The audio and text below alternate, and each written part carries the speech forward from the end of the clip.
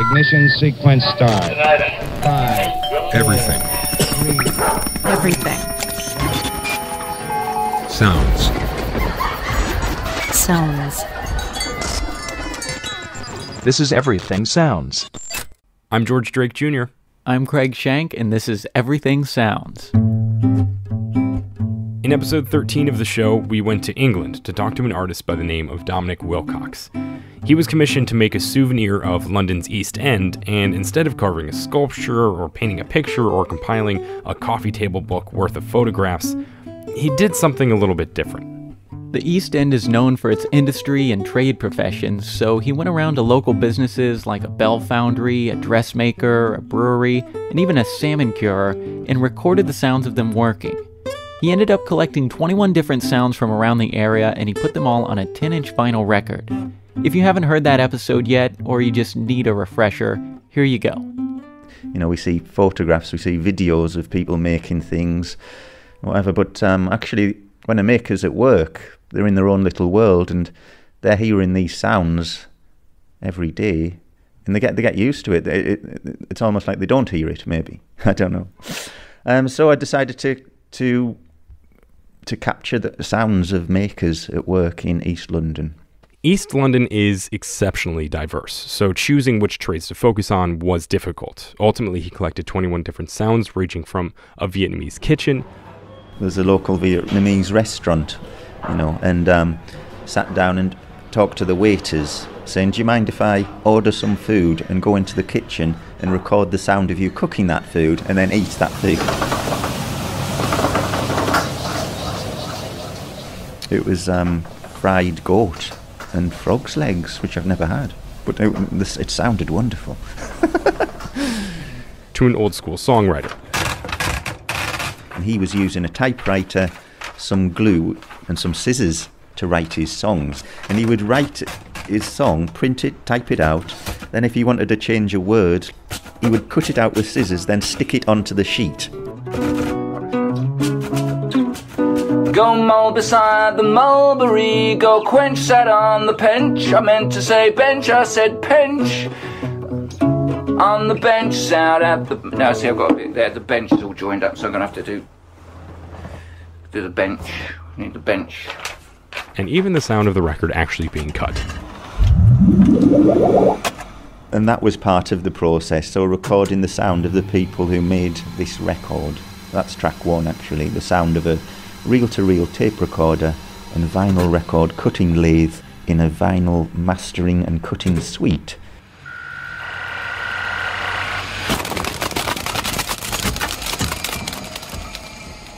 The sounds Dominic captured for the project were fantastic, but what really made them special were the stories behind them and the people that made each sound. George and I were inspired by the concept, and we wanted to do something along the same lines. We recently got in touch with a guy named Tom Bills. Tom is an artist and a musician, as well as a crafter. But he doesn't live that close to either Craig or myself, so at first we thought we may need to speak to him over the phone. We thought about it a little bit, and we realized that this is our first chance to present the sound of craftsmen doing their work, and we really wanted to do it justice. So ultimately, we decided to make the trip anyway. Yeah, St. Louis really isn't that far. That's where Tom lives, and he works out of the wood shop he built in his basement. My name is Tom Bills, and I'm a guitar maker. Tom made his first guitar in 1998, and we'll learn more about that later, but he didn't start making them full-time right away. But it was probably only a year or so after that I went into it full-time. He said that in 15 years, he's probably made close to 100 guitars. That's around 7 guitars a year, which may not seem like much, but it actually is, considering how long it takes him just to make one. It takes about 3 months to complete the whole thing, and I have the guitars kind of overlapped so that there are different stages, overlapping, but around 3 months. It can take even longer than that for certain really customized projects where I'm attempting like new and like more difficult things. There are 3 types of guitars that Tom makes. He makes both nylon and steel string acoustic guitars and archtop jazz guitars. Tom will be the first one to tell you that his designs are more modern than classic. Each guitar has clean lines and uses a fair amount of wood trim. In the sound hole, the hole that's underneath the strings on the face of most acoustic guitars, he puts those on the side of the guitar instead of the top. I think it's really interesting to take parts of the tradition and blend them into a modern design. And I try to do it in a way that it's still a guitar, because I think another interesting aspect of the guitar is that it's kind of it's almost like culturally defined. What is a guitar?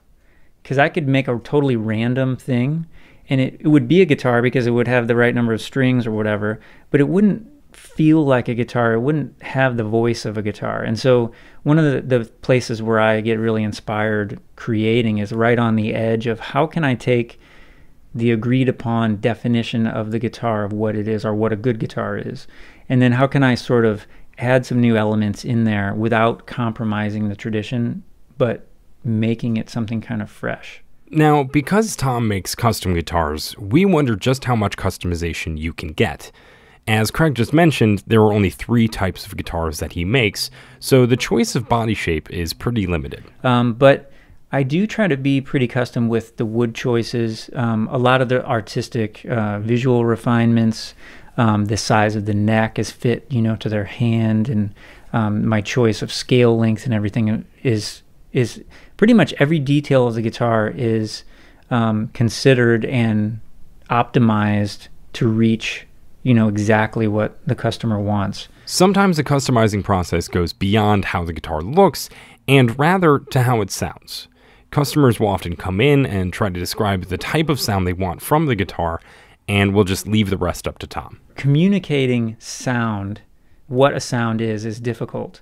So if somebody tells me I want a dark sounding guitar, I have to figure out what that means, because it can mean different things. Or I want a guitar that has a powerful voice or something. Well, what does that exactly mean? And that's part of a big part of my job, is just kind of being able to understand and bridge that gap and understand what people are saying, because everybody expresses it differently. And what one person describes as dark might be actually described as bright to somebody else.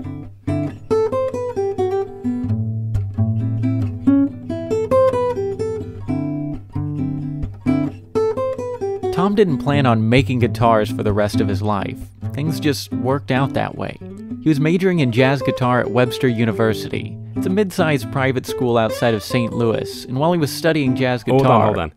I actually found out what their school mascot is. Do you want to know? All right, sure, yeah. It's the Gorlok. Gorlok? Gorlok.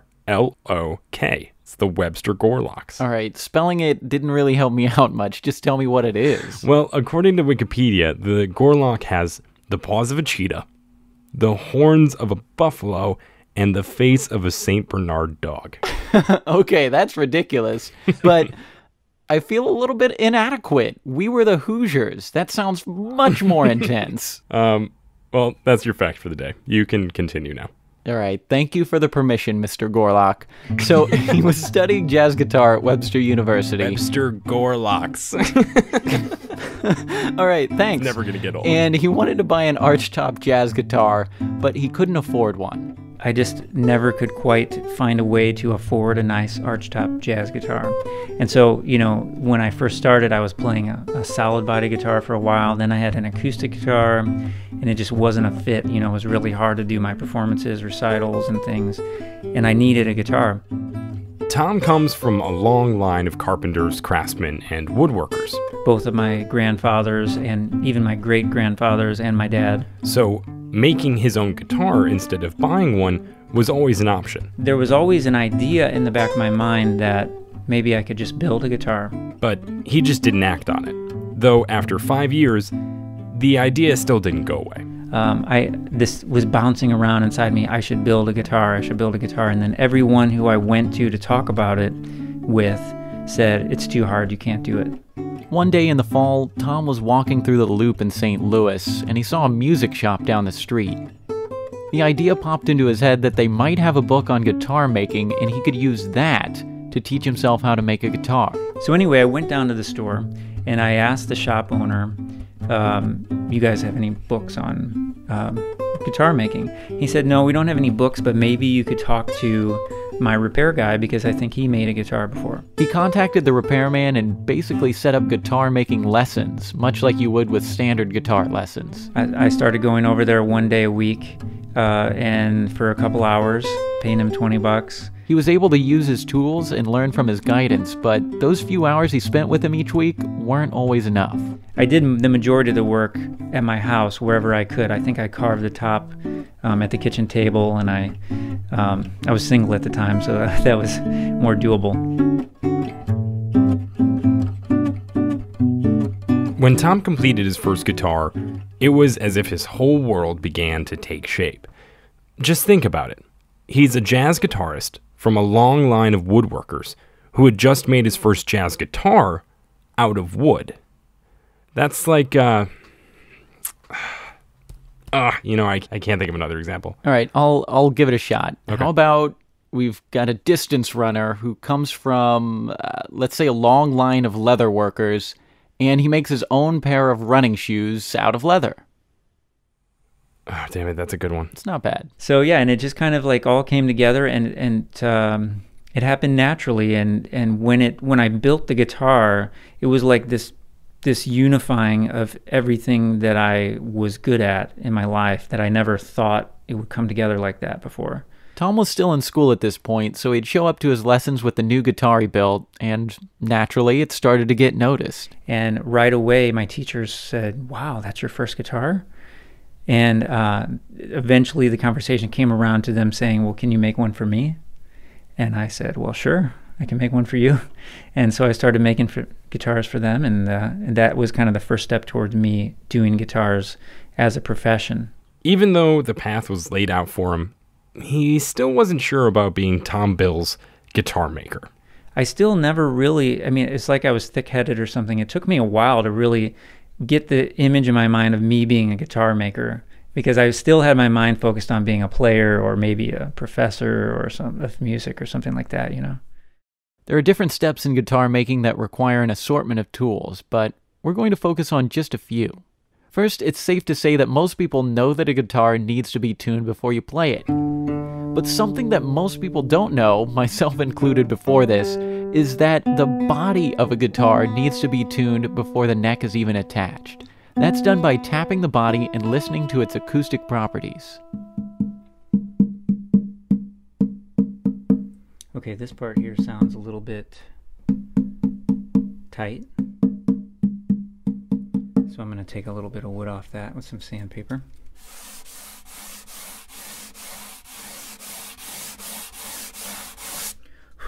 When I'm sanding, I'm listening to the sound of the sandpaper, which can change a little bit as I remove the wood. It kind of gives me an indicator of when to stop. How crazy is that? He can hear when to stop sanding, not by tapping, just by sanding. It's not really, at this point, it's not really a note, but it's actually, I'm listening to the way the wood is responding, I guess. At first, it sounds kind of like a thick piece of wood, and as you bring it down to the optimal thickness, it begins to have more of a voice. It becomes more alive sounding, I would say. Alive might be the best way. It gets a little musical, a little breath into the sound, a little airspace kind of too.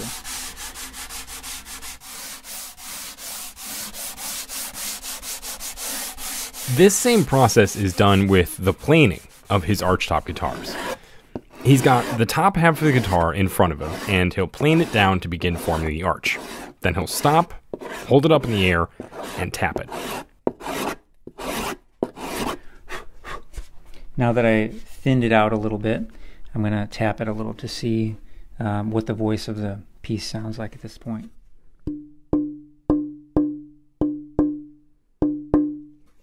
So it still sounds pretty thick. I'm going to remove some more wood, and we'll see if we can get it to resonate some more. Now, he literally planed the wood here for another 3 minutes, so by the end of it, his workbench was absolutely covered in shavings, and we expected the sound to, as he said, not be as thick sounding.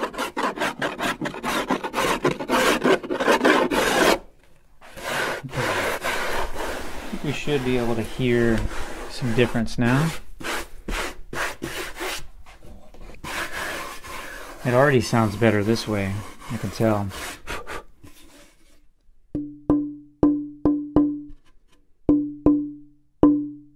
Starting to get a little more sustain.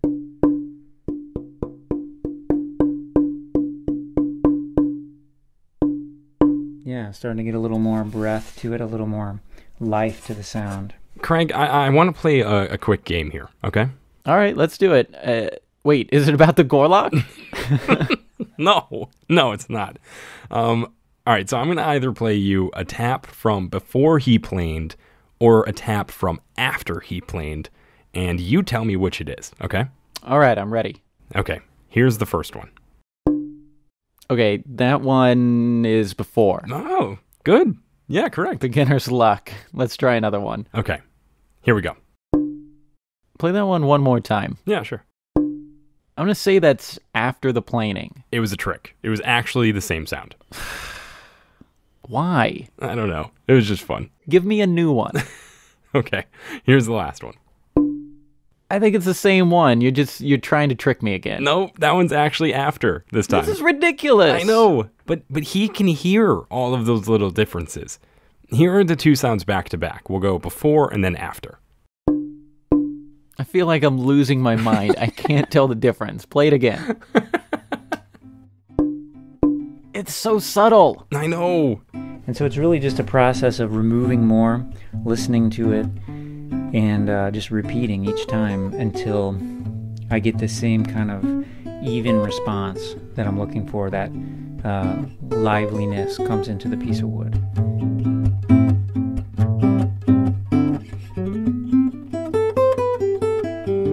The most interesting sound that's made during the process might be when he bends the pieces of wood for the sides of the guitar.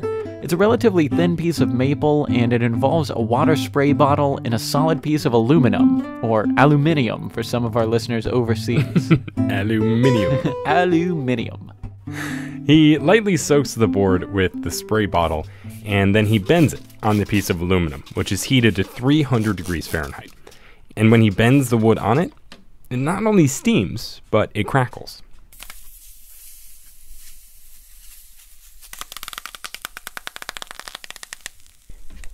So the way that the plant cells are made in the wood, it has basically a glue sort of that holds the plant cells together. And when we get the wood wet, when I just take some spray bottle here and I just spray the water on it, soak it a little bit, which introduces some water into the structure of the wood. And then when I heat it to around 300 degrees or more, the water gets converted into steam, and when it does, it expands and causes the cell structure of the wood to be, for a second, it's actually movable, so we can sort of readjust it and bend the wood. And then after the wood cools, then it retains the shape and the cell structure kind of hardens and sort of re-solidifies.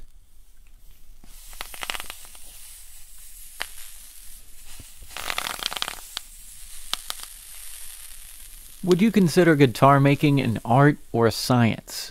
Tom's making beautiful guitars, and there's art in the craftsmanship, but at the same time, based upon what he just said about knowing the properties of the wood and the way that it forces him to have a scientific approach to the craft, it's hard to say whether it's one or the other. He thinks that you'll know right away if someone is playing something by memory, From their head, a memorized thing, or if they're really feeling the music that they're playing. creating something from their heart. Well, that's his approach to making guitars. He doesn't want to make something that's built from a kit or made from designs he found online. He wants to put care and creativity into the process. And so that's my goal as an artist and a guitar maker, is to make a guitar that when you look at it, when you pick it up and hear it, that you're having an experience, of something that came from my heart and not something that's made by a recipe, But there is science involved, building that framework underneath to facilitate the art, I guess. Before we go on, we just want to answer the one question you've probably thought about since the beginning.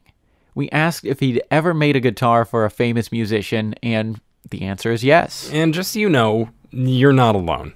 Why do you think we asked it, anyway? Because we're nosy. Because we're what? Nosy.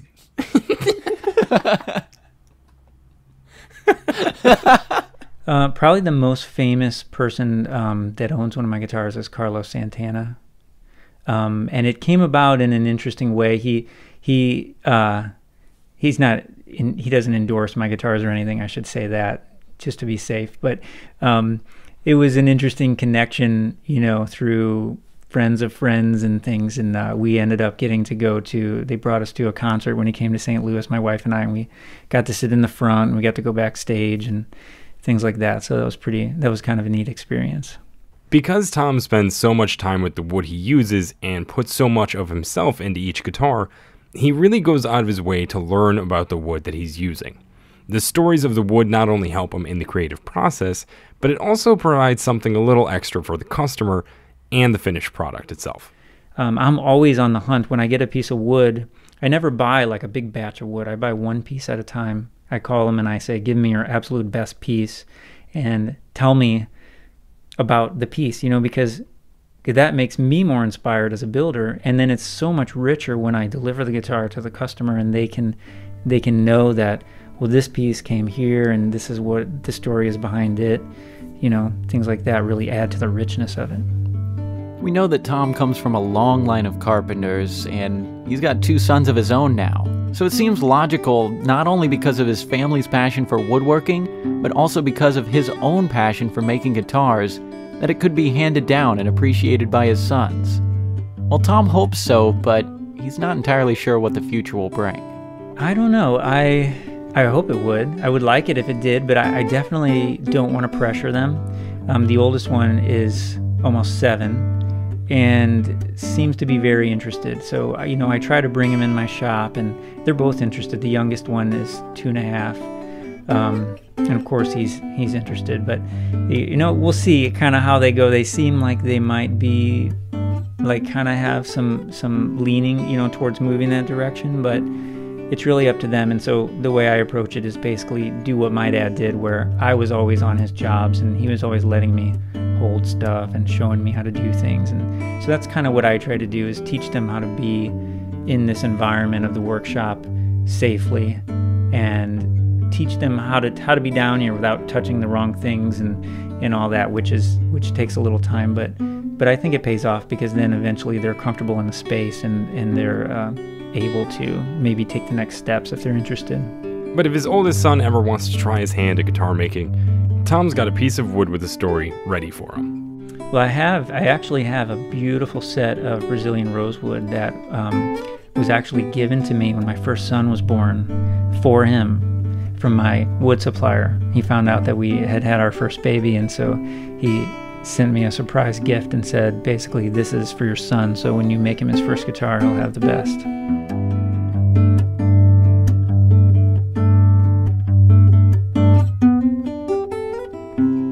You can learn more about Tom Bills and his company, Tom Bills Guitars, at our website, everythingsounds.org. There you can also see pictures of his guitars, instructional videos he's made, as well as a picture of the Webster University Gorlok, if you're still curious about what it looks like. Gorlok.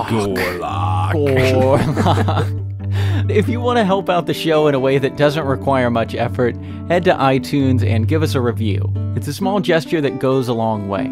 With enough ratings and reviews, we get pushed up the iTunes rankings and will also be put on the front pages of our topics like society and culture and arts and entertainment.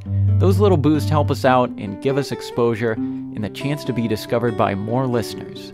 Search for Everything Sounds in iTunes or find the link at everythingsounds.org. Everything Sounds is a part of the Mule Radio Syndicate.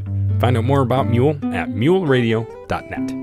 Some of Mule's shows include Decode DC with Andrea Seabrook, The Broad Experience, and The New Disruptors. Again, those are at muleradio.net. All of the music on today's episode was played by Tom and actually recorded by us on site in his workshop. And the song you're hearing right now doesn't have a name, but there is a nice story to go along with it.